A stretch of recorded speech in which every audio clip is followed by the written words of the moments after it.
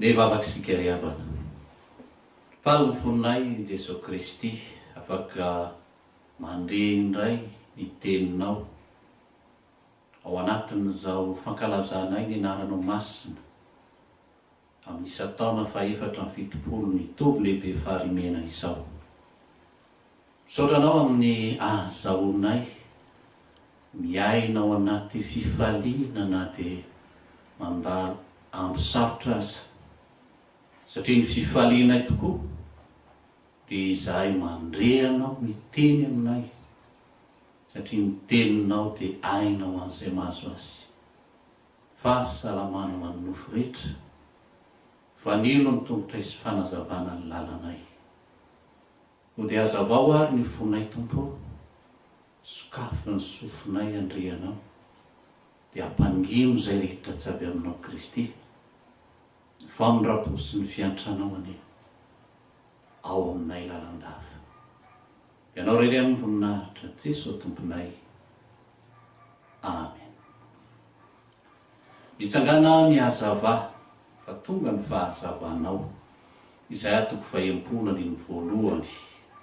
Izany teny soratra masina izany no teny fanevantsika toby lehibe Farihimena amin'izao Isan-taona fa 4 izao.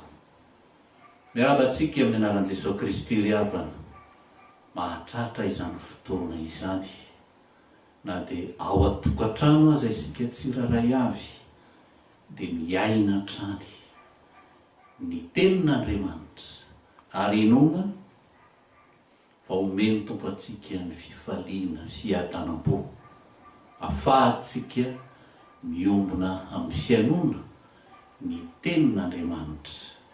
Isaorana ny komity tao anatin'ny fandaminana izay nataony nanome anjara ho anay anjara toriteny fa 4 ka ny epistily voalohany nosoratany Jaona.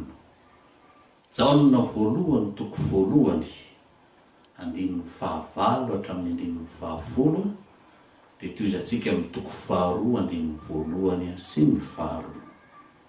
Jaona voalohany toko voalohany 15 hatramin'ny 20, toko 2 voalohany sy ny 2. Leo vakina ny teny amin'ny anaran'i Jesosy Kristy.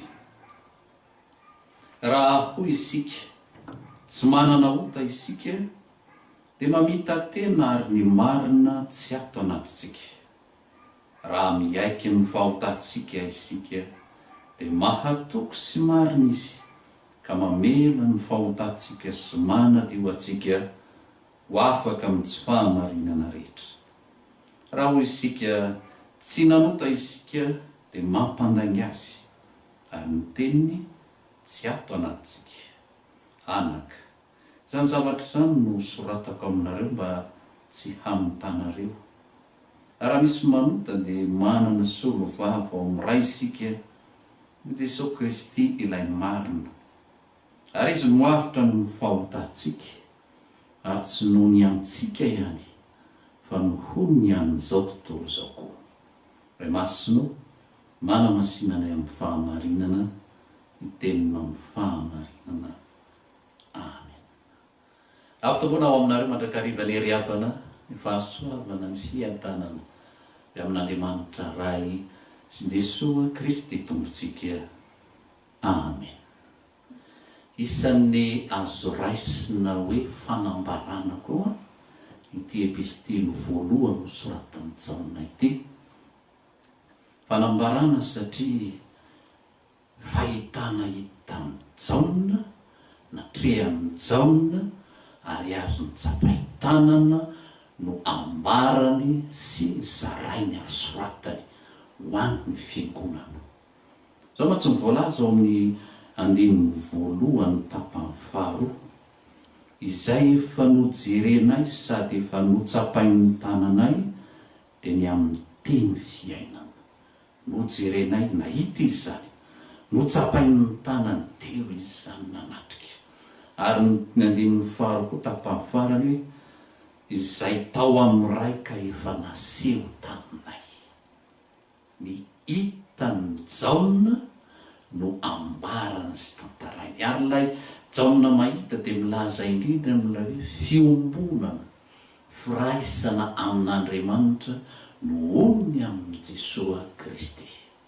Firaisana, fiombonana amin'Andriamanitra.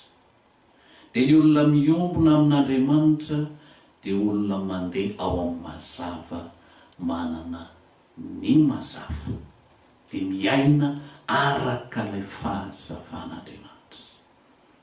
Ny fahotana ao anatin'izay dia ilay olona milaza ny tenany fa manana fiombonana amin'ny mazava nefa mandeha amin'ny aisina na mbola manao ny asa maizina ihany. Ilay asa maizina entin'ny ilazana indrindra ilay mbola fiahina ilay fiainana ety amin'izao tontolo izao. Ilay izao tia rendrarendra, tia voninahitra, tia fahefana, tia vola mankarena, na ireo fitaovan'ireo manjary hoentiko isehoana hoe manana an'Andriamanitra, miaraka amin'Andriamanitra, nefa ilay tompontsoa ny tena ny dadiavana ao anatin'izay. Ny aza toloana dia izao hoe ny tompontsoa lehibe raisy ny mino, ary petraka tsara ny mino.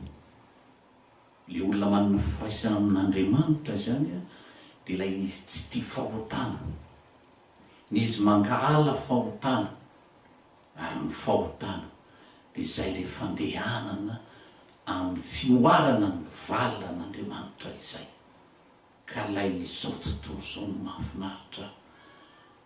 Laza fa tia an'Andriamanitra, miaraka amin'Andriamanitra nefa fanaoko ny mandangy, fiainako ny mangalatra mijangajanga, fiainana ao anatin'ny aizina zany. Fa ny olona mandeha amin'ny mazava, manana amin'ny mazava dia tarihan'ilay fahazavana ao amin'ny fiaraha-miaina amin'ny Kristy, fiaraha-miaina amin'Andriamanitra, manana fitiavana, manana fahalemem-panahy, manana fanetretena. Ary zay mitarihan'ny Jaona ny teniny ato amin'ny taratasy izay nosoratany ho amin'ny fiangonana ity. Ny olona miaraka amin'ny Andriamanitra dia olona miaiky koa nefa ny tsy fahatanterahany sy ny fahalemeny. Azatoloana fa raha manana firaisana amin'ny Kristy isika, tsy midika izany fa ho tahaka ny Kristy koa tsika, na tahaka an'Andriamanitra isika. Olombelona isika, olombelona izay noraisin'Andriamanitra tao amin'ny aizina ho an'ny fahazavana, olombelona nisoron'Andriamanitra tao amin'ny fahafatesana ho amin'ny fiainana, olombelona narenina ary navotana indray. Fa le maha-olombelona ao ian'izay le mahazanaka natsangana antsika. Dia izao no ambaran'ny andinin'ny fahasivy, isan'ny zava-dehibe ary fototra anorenantsika ilay fiombonatsika, firaisantsika amin'Andriamanitra ka anekentsika azy ho tompo sy mpamonjy. Raha miaiky ny fahotantsika isika, dia mahatoky sy marina izy ka mamela ny fahotantsika sy manadio antsika ho afaka amin'ny tsy fahamarinana rehetra. Ny olona mandeha amin'ny mazava dia olona miaiky ny tsy fahatanterahany, olona miaiky ny fahatosony, miaiky ny heloka. Inona ny dikan'izany? Dikan'izany dia olona mahay mibebaka,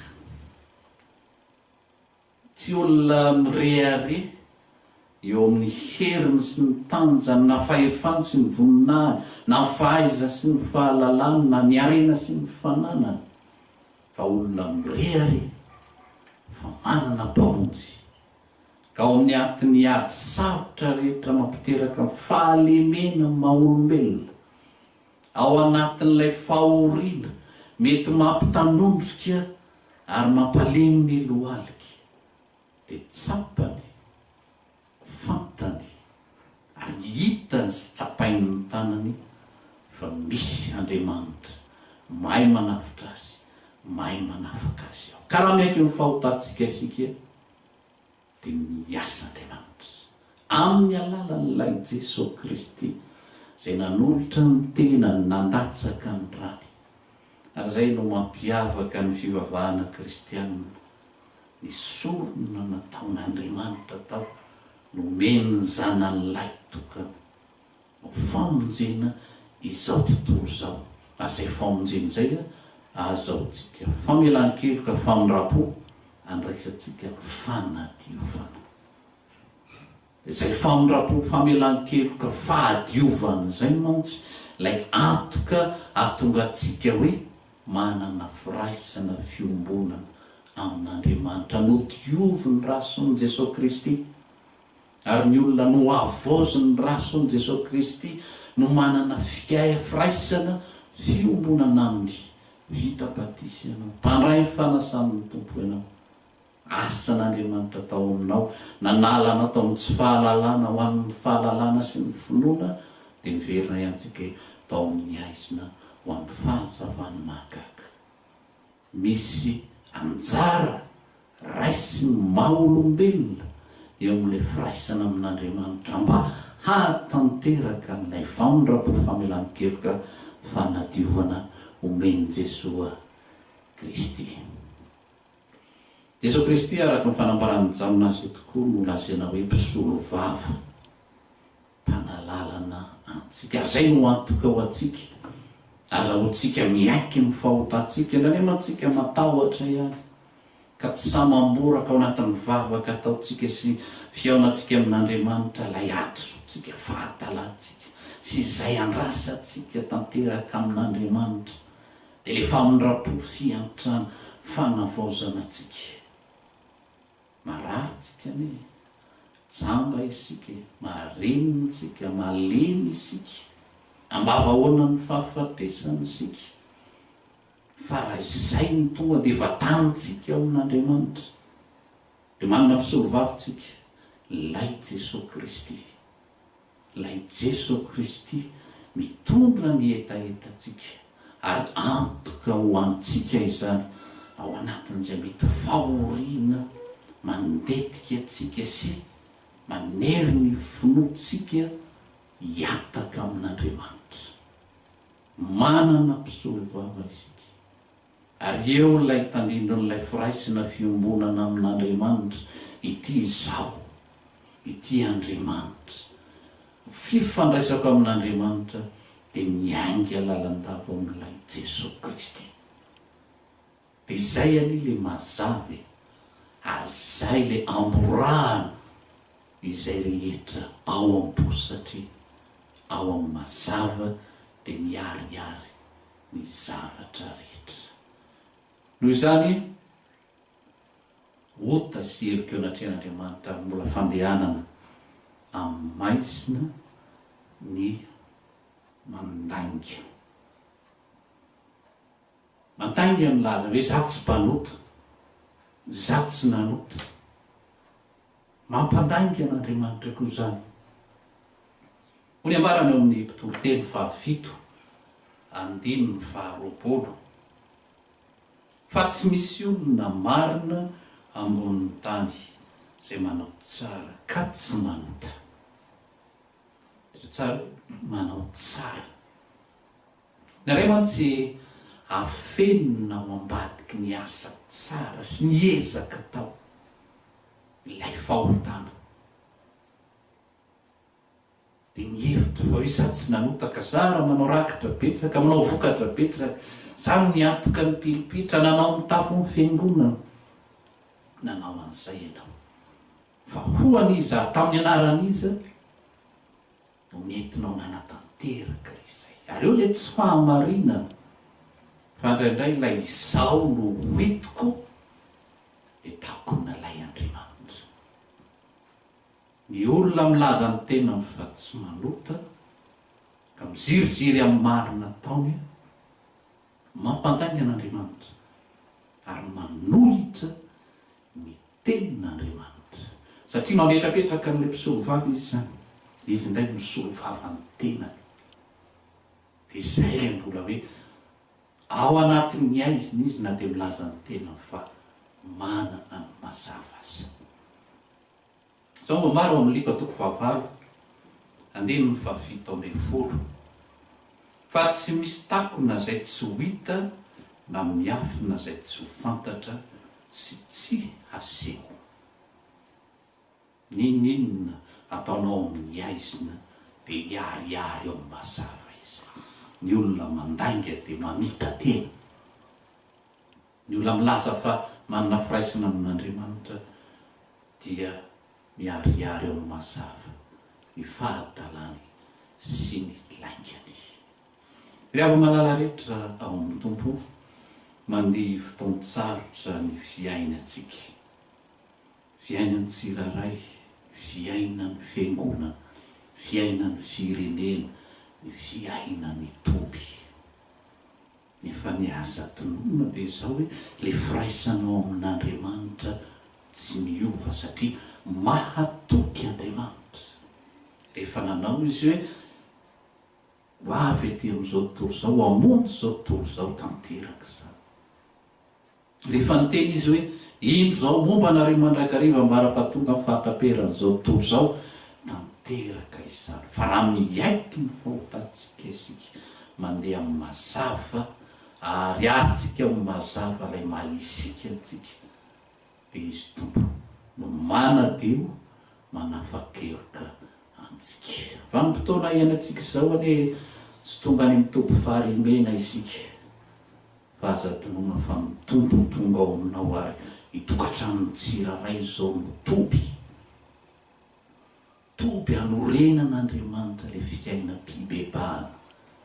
Toby hanorenan'Andriamanitra sy hanehoany fitiavany sy ny famindram-pony ka nomezany fahasitranana ho anao. Aza tonoana fa ny aretina rehetra rehefa maki ny filazantsara sika dia mamaky ho aza ny apôstôly rehefa ny apôstôly miasa dia mahita fa ny aretina rehetra hatramin'ny fahafatesana resin' Jesosy Kristy.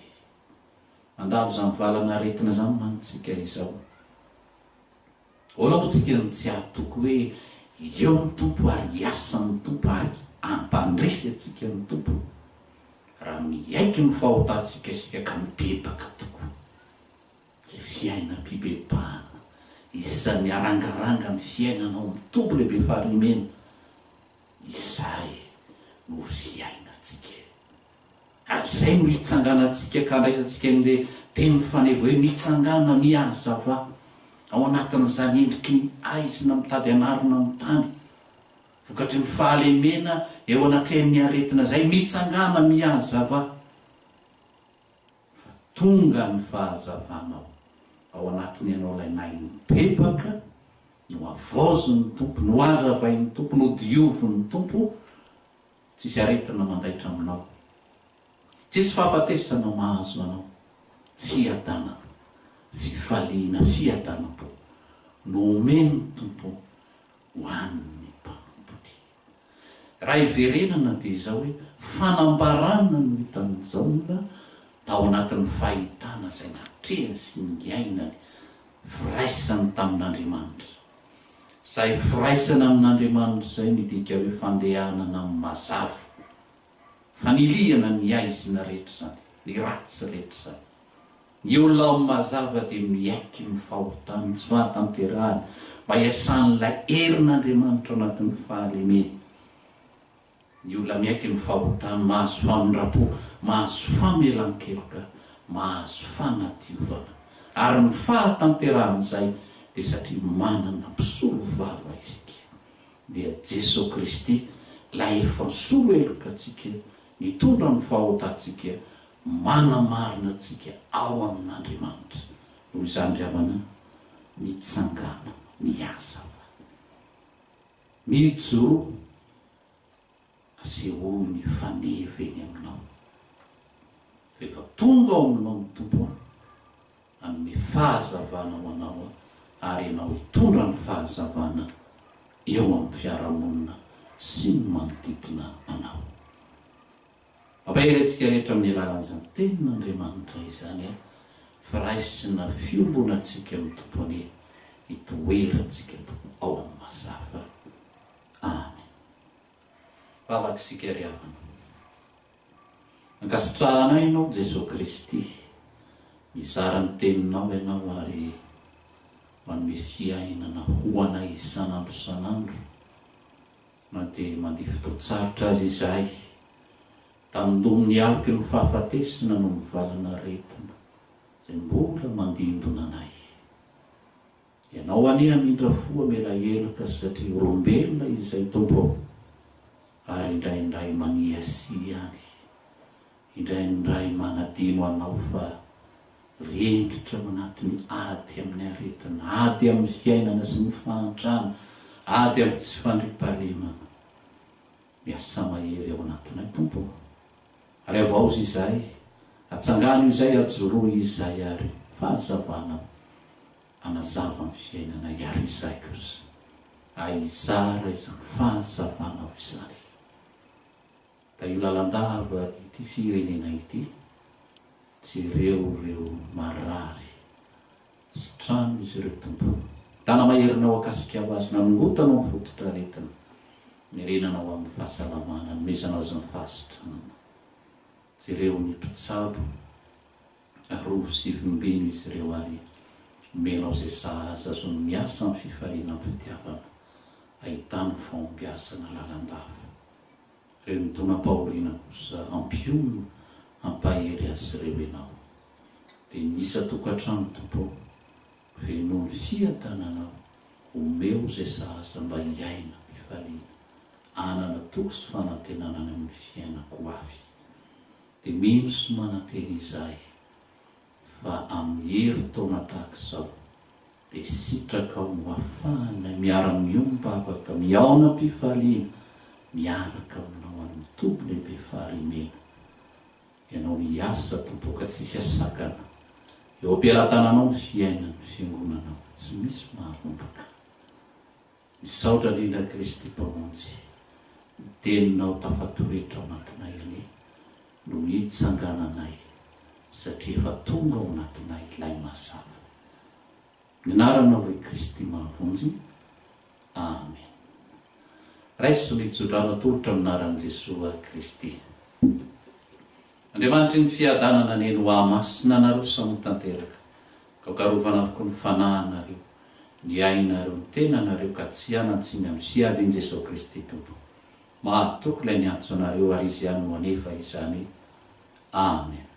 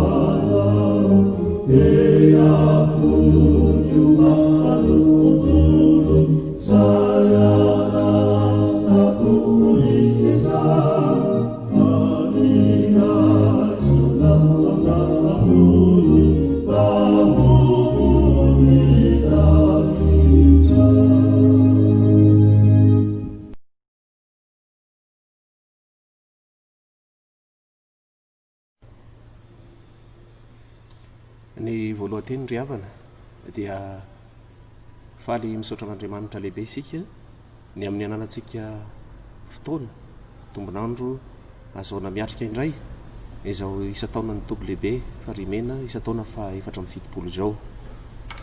Isaorana an'Andriamanitra satria na eo aza ny zavatra maro samihafa izay miseho sy mitranga eo anivon'ny fiainan'ny fiangonana dia manana ny fomba sy fihevitra tsy takatra ny sain'olombelona heverina izy, ka afaka mandre ny feony, afaka mankalaza sy manome voninahitra azy amin'ny fomba hafa koa isika. Atolotra an'Andriamanitra misaotra sy nitera ny laza sy ny voninahitra mandrakizay. Faly miarabantsika rehetra amin'ny anaran'i Jesosy Tompo. Mahatratra zao isan-taona fa 470 ny toby lehibe Farihimena izao, ary dia mirary soa, mirary ny fitahin'Andriamanitra ho antsika rehetra. eto koa dia maneho fisaorana sy fakasitrahana feno ireo mpikirakira amin'ny lafin'ny teknika azao antsika mandre sy mandray ny hafatr'Andriamanitra amin'ny alalan'ny zao fitaovana izay heverina fa mahomby atraisantsika ny tenin'Andriamanitra zao. Isaorana itony eto koa ny komity ny tobilehibe Farihimena izay tarihan'ny ray aman-dren'ny toby nanome anjara ho an'ny tenanay. Ny anjara izay horaisina moa dia araka ny fandarana ao anatin'ny programa dia ny fotoana natokana ho an'ny KTLM dia ny Toriteny faha 5:10. Mialohan'ny amakitsika ny teny izay voalahatra ho toriana ary dia andeha hivavaka isika rehetra. Hivavaka isika tompoko. Andriamanitra tsy toa rainay mandrakizay eo, misaotra sy mideranao zahay, ny fitiavanao sy ny famindramponao, ny fitahiana indrindra ny fahasoavana izay zarainao aminay isanandro. Misaotra anao zahay fa izany no mbola antom-pahavelomanay, anananay tombonandro havelomana, anananay fotoana iaonana aminao amin'ny alalan'ny teninao.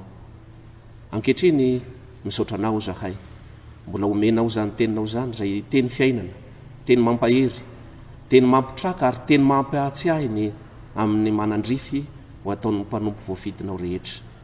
Ankehitriny koa dia mangataka aminao ny amelanao ny elokay rehetra, nadiovanao anay fa efitra sy jadona mampisaraka anay aminao zany. Ary aoka ianao faray masina, anokatra ny fosiny saina, ahaizanay mandinika sy mamantatra izay sitrakao ataonay. Dia manatrehanay amin'ny teninao fa vononay aino sy miandranao zay. Amin'ny anaran'i Jesosy Tompo. Amen. Ny ten'Andriamanitra izay nalahatra ho toriana amintsika amin'ity fotoana ity dia ny teny izay voasoratra ao amin'ny bokin'ny Asan'ny Apôstôly. Asan'ny Apôstôly toko 7:20 dia ny andininy 7:20. Asan'ny Apôstôly toko 7:20 ny andininy 7:20. Toy izao no fivakin'ny teny amin'ny anaran'i Jesosy. Fa izao no nandidinin'ny Tompo anay, efa nanendry anao fahazavan'ny jentilisa aho, mba ho famonjena hatrany amin'ny faran'ny tany ianao. Teninao zany ry ray masino, koa manamasina anay amin'ny fahamarinana, fa ny teninao no fahamarinana. Amen. Ry havana malala ao amin'ny Tompo, ampitongona aminareo mandrakarivany ny fahasoavana sy ny fiadanana avy amin'Andriamanitra raintsika sy Jesosy Kristy Tompo. Amen. Ny bokin'ny Asan'ny Apôstôly dia manana izay maha-izy azy tokoa ao amin'ny bokin'ny Testameta vaovao. Manana izay mampiavaka azy ihany koa ity boky ity. Izay maha-izy azy ny bokin'ny Asan'ny Apôstôly ry havana dia izao: izy no milaza ny fahaterahan'ny fiangonana voalohany vokatry ny filazantsara. Io ny isan'izay maha-izy azy ity boky ny Asan'ny Apôstôly ity, maneho na milaza ny fahaterahan'ny fiangonana voalohany vokatry ny asan'ny filazantsara. Izay maha-izy azy faharoa, ny bokin'ny Asan'ny Apôstôly dia boky mampitohy na mampifandray ny filazantsara sy ny epistily. Boky mampifandray na mampitohy ny filazantsara sy ny epistily.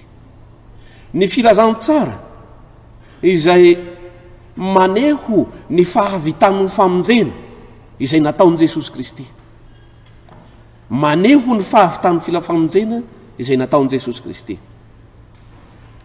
Ny epistily kosa dia maneho ny fiainan'ny fiangonana sy ny fandraisan'ny fiangonana izany famonjena nataon'i Jesosy Kristy izany. Ka ao ny fiangonana izay velona noho ny amin'izany filazantsara izany, ao ny fiangonana izay hanarina sy ampianarina izany filazantsara izany, mba ho tena hahazo izay famonjena vita voatantara ao amin'ny filazantsara. Ka ny bokin'ny Asan'ny Apôstôly no mampifandray na mampitohy izany tantaram-pamonjena zany sy ny fiainan'ny fiangonana izany famonjena zany. Io no maha-izy azy ity bokin'ny Asan'ny Apôstôly ity.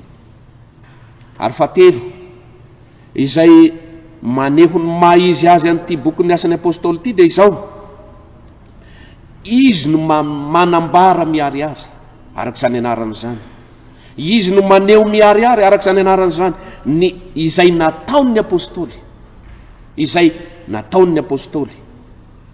Fanontaniana mipetraka dia ny hoe inona ireo nataony apôstôly ka asehony'ity boky ity miariary na ambaran'ity boky ity akariary? Tsy hafa izany nataony apôstôly zany fa ny fanatanterahana ny didy na ny baiko izay nomeny Jesosy Kristy azy, dia ny fitoriana sy ny fanambarana ny famonjena na ny filazantsara maromarina kokoa, izany no nataony apôstôly. Ary izany fanatanterahany apôstôly, zany asany zany, zany andraikitra napetraka amin'izany no anisany anankiray izay nampiorina ny fiangonana eny hatramin'izao vanim-potoana itenenantsika izao. Ka ny apôstôly na ireo apôstôly 250 zay nomena afatra mivantana tao aorianany fitsanganan'i Jesosy Kristy tamin'ny maty, na i Paoly apôstôly dia samy nomena an'izany andraikitra izany ary nanatanteraka an'izany avokoa izy ireo. Misongadiny zany asa nataon'ny apôstôly zany ao amin'ny boky zay hitondrana zao afatra ho antsika izao. Ny zavatra tsara ho fantatra dia izao: tamin'ny fanatanterahany apôstôly, ny andraikiny na ny asany, na ny apôstôly ho an'ny jiosy tahaka ireo 250 na ny apôstôly ho an'ny jentilisy tahaka ny Paoly, dia izao samy nisedra zavatsarotra ireo. Nisy ny sakana, nisy ny zava-manahirana, misy ireo zay nampitondrana faisana mihitsy tamin'ny fanatanterahana ny asa, fitoriana ny filazantsara. Maro tamin'ireo apôstôly ireo no niara mifanenjehana, ary misy ny nahiditra amponja, ary voalaza aza fa maro tamin'ny apôstôly no maty martiora tamin'ny fanatanterahana izany andraikitra napetraka amin'izany. Maro ireo sakana, saingy izao rehefa nanatanteraka ny baikon'i Jesosy ireto apôstôly ireto, dia ravy zany sakana zany. Raha mitodika kely sika ny amin'ny tantaran'ny Paoly apôstôly izay nogadraina tao an-tranomaizina nampijaliana, fa i Paoly dia sahany ilaza voageja manodidiny zahay fa tsy tery. Satria nahoana? Ilay Jesosy Kristy izay naniraka, ilay nampanao ny asa dia mialolalana mandrakariva, ary tsy hoe mialolalana fotsiny fa manolotsaina, manome hery ary mampandresy. Io no amporosiana izay mpanompo voafidy: tsy tokony ho kivy, tsy hamoy fo, tsy ketraka na eo aza ny zavatra sarotra sy mafisedraina, fa mahatoky ilay ny antsantsika hoy Paoly. Dia izy ihany no anefa izany. Lôzika, rano enjehana, no aratsiana, no vonoina tahaka izany ireo apôstôly ny rano ireo, satria aneo ireo irake nampitondrana hafatra. Lôzika be zany, satria na i Jesosy Kristy tenany aza ane dia nenjehany, ary na Jesosy Kristy izay nanambara ny mahazanak'Andriamanitra azy tonga eto amin'izao tontolo izao hitondra famonjena ho an'izao tontolo izao, dia izao tsy nisy ireo tsy nandray azy, nisy ny tsy nino, nisy ny nanda azy. Io no mahatonga ny Jaona apôstôly milaza hoe tonga tany amin'ny azy izy, fa ny azy tsy nandray azy. Zany hoe tonga Jesosy Kristy hitondra famonjena, hitondra fiainana, hanambara izay tena sitrapon'Andriamanitra ho iainan'ny Israely, fa ny lavin'ny Israely zany, tsy ny Israely rehetra moa fa ny Israely sasany. Nandahan Jesosy ny maro, nandahan Jesosy ireo zay nokendrena hahazo izany fiainam-pamonjena zany. Ary mandraka ankehitriny dia maro ireo mbola mandahany zany filazantsara zany, mandahany Jesosy Kristy raha maromarina kokoa. Za manokana dia mahita ary mahatsikaritra an'izany. Misy mpanompon'Andriamanitra anankiray mipetraka any Mpitandrinomasina any izy amin'izao fotoana izao. Ny fanaony mpanompon'Andriamanitra io dia mandefa tenin'Andriamanitra amin'ny alalan'ity tambajotra serasera ity. Isan'andro dia misy tenin'Andriamanitra no alefany ao anatin'io tambajotra serisera ao amin'ny Facebook io ary dia mamaka an'izany aho fa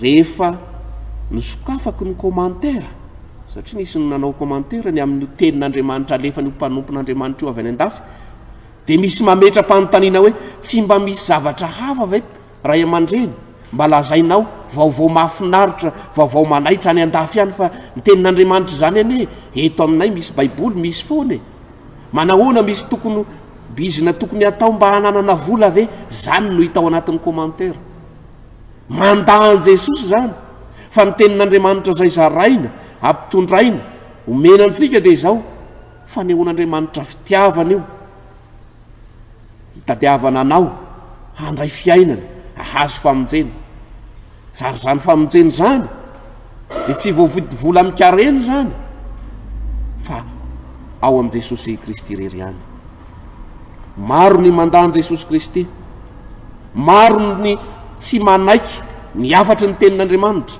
fa mitady vahaolana hafa eny amin'izao vanim-potoana sarotra sy manahirana atrehantsika izao hiadivana tahaka n'inona zany fitadiavana vatsitsinjo zany satria mafy ny fiainana misisika manao izay azo atao misy aza torana mihitsy amin'ny filaharana hitadiavana an'izany fa raha mba tahaka izany hitadiavantsika an'Andriamanitra zao ny tenin'ny Isaia mpaminany ao amin'ny Isaia 5:50 mitadiavany Jehova dia ny mbola hita izy miantsoa azy dia ny mbola akaiky izy ary aroty ry havana izany fotoana mbola hitadiavan'ny tompo anao zany ary aroty zany itodika kely sika amin'izay nandavany Jiosy any Paoly sy Barnabasy tao amin'ny toerana anankiray tao Antiokia tao no nitory nanambara ny famonjena nilazany amin'i Jesosy Kristy i Paoly sy Barnabasy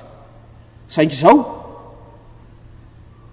tsy nandray an'izany ny olona ny Jiosy raha vakitsika kely ny voasoratra ao amin'ity asan'ny apôstôly 7:10 ty vakina manomboka eo amin'ny 470 dia izao ny voasoratra ao amin'ny anaran'i Jesosy ary noho ny tamin'ny sabata manaraka dia saika tafangona avokoa ny tao an-tanàna iainy ny tenin'Andriamanitra nefa ny Jiosy kosa raha nahita ny vahoaka betsaka dia feny fialonana ka nanohitra ny teny nolazain'ny Paoly sady ny teny ratsy hitantsika amin'izany fa rehefa holazaina ny tenin'Andriamanitra tao amin'ity toerana Antiokia ity ny Jiosy izay natao ho lara-pahamehana ny ray famonjena mihitsy no nandà izy no nandà tsy te hiaino ny tenin'Andriamanitra ny Jiosy izay lazaina teo hoe natao lara-pahamehana satria izany no lazain'ny Paoly eo amin'ny Romanina 2 hoe herin'Andriamanitra ho famonjena izay rehetra mino ny filazantsara amin'ny Jiosy aloha zany hoe priorizena mihitsy ny Jiosy va ho aminjeny tilisako saingy izany olona natao ho lara-pahamehana handray famonjeny zany ankehitriny no nandà tsy haino ny tenin'Andriamanitra namaly moa i Paoly sy Barnabasy ary koa izy zao notoy ny tenin'Andriamanitra ary Paoly sy Barnabasy dia niteny tamin'ny fahasahiana ka nanao hoe ianareo ny tsy maintsy nitorihina ny tenin'Andriamanitra aloha fa rehefa mandà izany ianareo ka manao ny tenanareo tsy mendrika hahazo ny fiainana mandrakizay dia indro mitodika makany amin'ny jentilisy izahay mitodika makany amin'ny jentilisy izahay zany hoe rehefa nandà ny famonjena ny Jiosy dia izao nitodika nakany amin'ny jentilisy ny famonjena netin'reto mpanompo voafidy reto mety ametra-panontaniana tsika hoe ahoana moa no isian'ny Jiosy any Antiokia kanefa tany jentilisy zany ary Paoly apôstôly dia natao hoe apôstôly ny jentilisy marina zany tany jentilisy i Antiokia fa nisy ireo Jiosy atao hoe Jiosy helenista ny Jiosy helenista dia ireo Jiosy nitoetra tany am-pielezana ka nisy an'izany tao ary fantatry Paoly ireo saingy tsy nandray izy n'izay ny teny nitoriana taminy nitodika nakany amin'ny jentilisy i Paoly ary ny fitenenany ny fitodiany nakany azafady dia izao maneho fa mendrika hahazo famonjena ihany koa ny jentilisa.